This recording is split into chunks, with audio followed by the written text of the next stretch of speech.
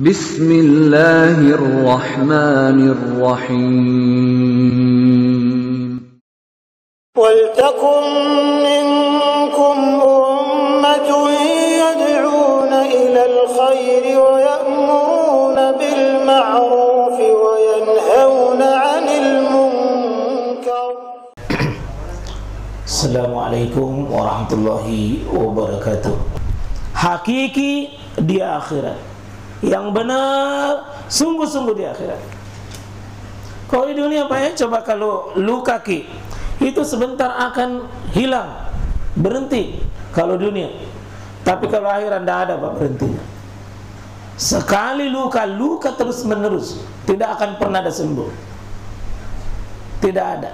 Sekali sakit terus menerus, tidak ada keluar mainnya, tidak ada berhentinya. Nah itulah yang kita insya Allah simpan, sifatkan dunia ini.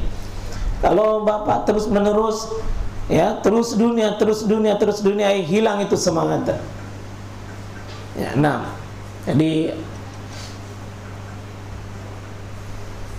Al-Quran banyak sekali itu menyebutkan ya, innama amwalukum wa auladukum fitnah, ujian, cobaan. Innama amwalukum wa auladukum aduwwun lakum, itu musuh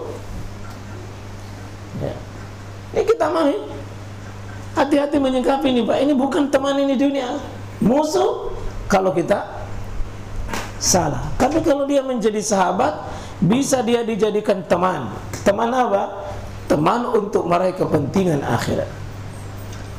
Sehingga insya Allah ya, kita tidak boleh meninggalkan dunia juga Pak ya. Wa battaqi fima ataqallahu daral akhirah wala tansa nasiba min dunia. Ya kau lupakan bagianmu di dunia. Tapi yang disuruh cari apa? Akhirat. Tidak disuruh cari dunia Pak. Tidak. Kalau dunia itu tidak disuruh cari, yang disuruh cari akhirat. Kalau tidak cari Pak, tidak dapat itu. Tidak ada mau kasih gitu. Kalau dunia cuma jangan tinggalkan, karena dia seperti sudah dipaparkan, sudah ada dihamparkan di depan, tak tinggal ambil saja sesuai dengan jatah tak terhormat. Ambil saja, tidak usah cari, tidak usah cari. Kalau dunia selama hidup mesti dapat, karena dia sudah ada melayani kita. Kalau akhirat tidak, tidak ada bagian kita, tidak ada. Siapa yang tidak sungguh-sungguh mencari akhirat, jadi paling miskin di akhirat. Siapa yang hanya sibuk mencari dunia, dia tidak akan pernah dapat dunia kecuali dengan takdir yang sudah ditetapkan ya. Jadi seperti itu Pak. Jadi kalau keluar ke dari pagi sampai malam, itu niatkan mencari akhirat, bukan cari dunia ya. Menjual ke, cari akhirat, cari akhirat. Kalau ada dunia di situ, jangan lupakan, jangan tolak, karena dilarang. Itu tidak boleh meninggalkan dunia, karena dunia ini jembatan buat kita. Lanjut. Ujian cobaan berupa istri, suami atau anak. Ini juga Pak ya. Jadi suami tidak cocok dengan istrinya, istri tidak cocok dengan suaminya dalam banyak hal. Begitu juga demikian anak biasa itu rajin ibadah, gara-gara istri berubah ya, gara-gara suami berubah, gara-gara anak hilang tenggelam, sibuk dengan perkara ini. Ini bisa adun, ini bisa adun, musuhmu ya. Kalau ini gara-gara ini nak kita durhaka sama istri, maka istri musuh. Gara-gara suami nak kita meninggalkan ketaatan, maka suami itu musuh. Gara-gara anak lalu kita berbohong, kita berdusta, kita riba, kita meninggalkan peraturan Allah demi mengasihi ini anak, kita musuh. Dan ini banyak orang tenggelam meninggalkan ketaatan karena pengaruh ini. Hati-hati jemaah sekalian. Jadi tapi ini juga penyemangat dalam beribadah, ini juga penyemangat dalam beribadah ya.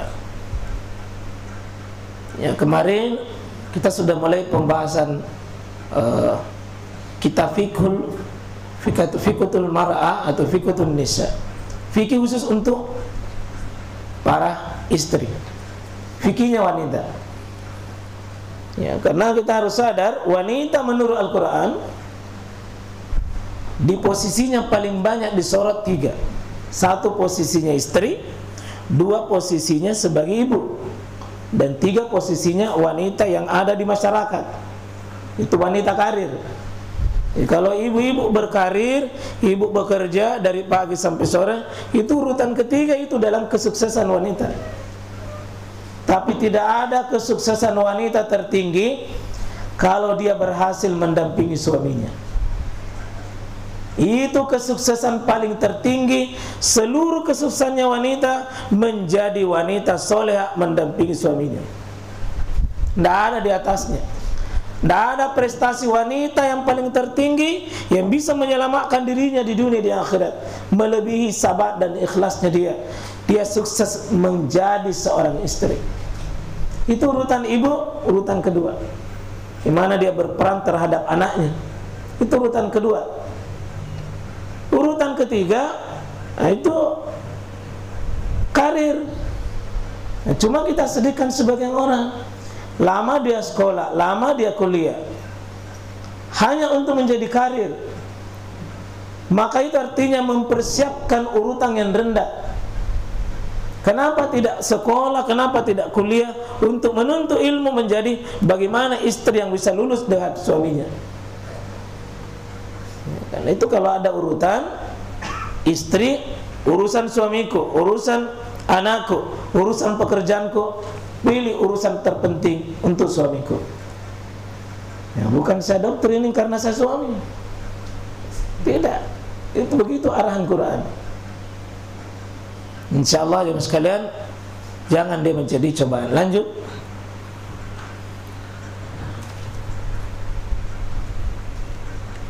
Ya. Ini hidup di tengah masyarakat rusak. Jadi kadang ahli ibadah tapi begitu ada di masyarakat yang rusak, tidak tahan juga itu ibadahnya, Pak. Iman itu melemah seiring dengan semakin rusaknya di sini. Ya, kehidupan masyarakat rusak, cenderung kita punya ibadah rusak, cenderung kita punya akhlak rusak, iman rusak. Karena itu Nabi SAW begitu melihat masyarakat Mekah itu rusak. Masyarakat Mekah itu rusak, Pak. Kesyirikan, yang diibadahi bukan Allah, yang dijadikan kepentingan tertinggi bukan Allah. Maka sahabat berbondong-bondong meninggalkan Mekah, padahal di Mekah ada rumahnya, di Mekah ada hartanya, di Mekah ada keluarganya, tapi dia pergi, Pak. Sebuah negeri yang 500 kilo jalan kaki, pergi mencari tempat yang baik, yang bisa terpelihara iman, terjaga ibadah. Padahal tidak ada harta, tidak ada anak, tidak ada keluarga, tidak ada siapa-siapa, tapi dia yakin imannya bisa rusak. Ini cara pandang yang begini, Pak, butuh dihidupkan di zaman hari ini. Kalau ini tidak, harus cari lingkungan yang mulia, lingkungan yang baik, yang bisa suasana iman ini cocok. Dan itu PR, Pak. Coba lihat bagaimana Nabi hijrah, kan? Hijrah, Pak, dari Mekah Madinah.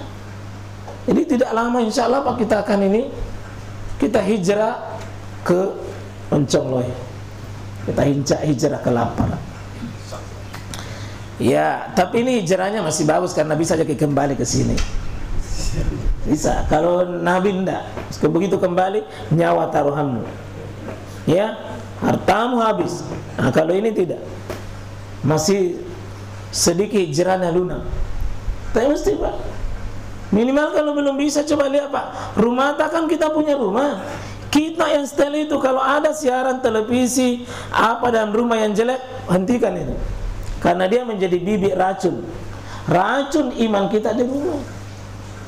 Iya, di rumah. Lalu ada orang yang tidak menjalankan syariat, ya PR bagi kita. Itu rusak. Ya, beda kalau kita sendiri yang mengundang kerusakan di rumah. Nah, ini bahaya. Ini perhatikan masyarakat yang, jangan sampai masyarakat yang rusak. Nah, kita PR bersaing.